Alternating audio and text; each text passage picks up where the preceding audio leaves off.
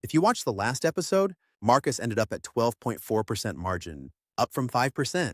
Same business, same team, two fixes. But here's what I didn't tell you. The labor fix was the easy part.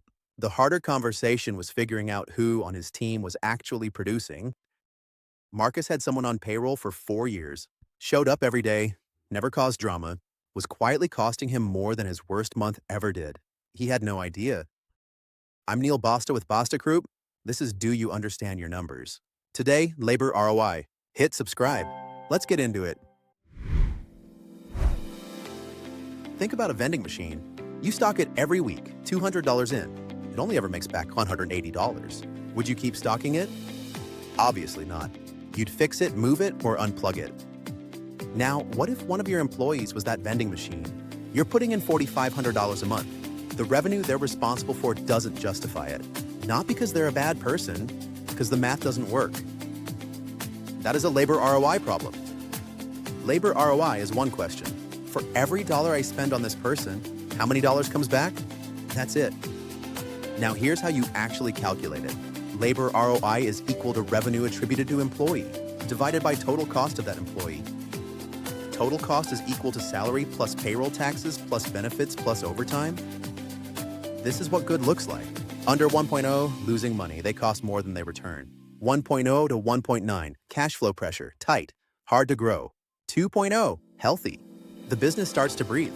2.5 and above and strong, supporting everything comfortably. Marcus had 7 employees. 6 came back between 2.1 and 3.4, at or above 2.0. The business could breathe because of those 6. And then there was Danny. 4 years, first in, last out. Never complained, always said yes. Marcus liked Danny. Danny's labor ROI came back at 0.61. For every dollar Marcus spent, he got back 61 cents. Danny wasn't lazy, he wasn't malicious. He was in the wrong role. Creating content for campaigns is not his strength. His real skill was media planning.